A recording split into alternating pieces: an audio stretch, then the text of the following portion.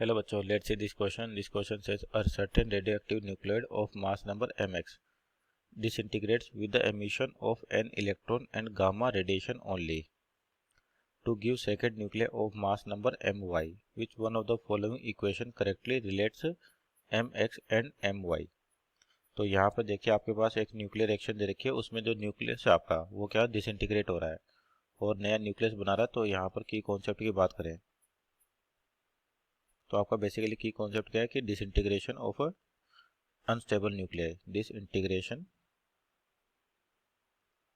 Of unstable nuclei.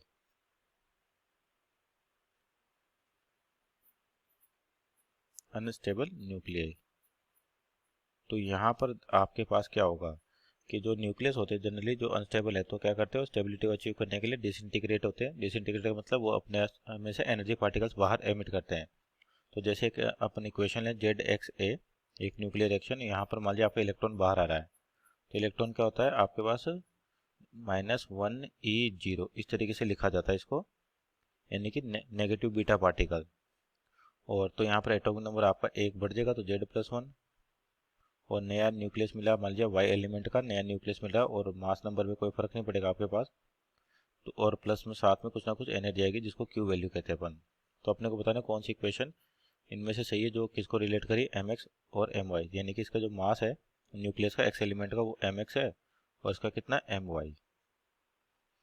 तो यहाँ देखिए आपके पास जो एटॉमिक नंबर है वो तो आपका एक इंक्रीज हो गया, लेकिन मास नंबर पे आपके पास कोई इफेक्ट नहीं आ रहा। इसका मतलब क्या होगा, mx इक्वल टू सिंपली आपके पास हो जाएगा my। mx इक्वल टू क्या हो जाएगा सिंपली आपके पास my, क्योंकि जो मास ऑफ इलेक्ट्रॉन है ये आपके पास mass of electron is much much less than mass of proton and neutron. Mass of proton and neutron, यानी कि आपके सिस्टम से अगर मान लीजिए मास की बात करें तो किसी भी न्यूक्लियस का जो मास होता है बेसिकली वो क्या लिखा जाता है, मास of proton into number of proton plus mass of neutron into number of neutron.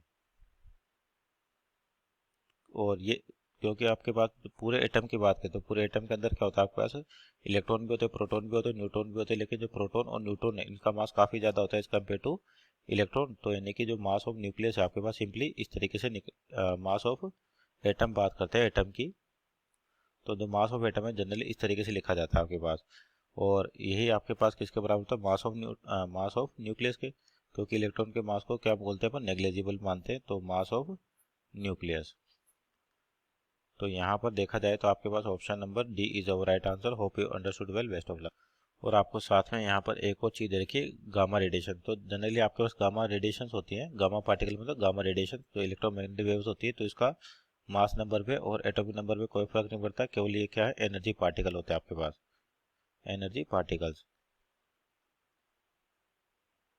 So option number D MY equal to mx is our right answer. Hope you understood well, best of luck.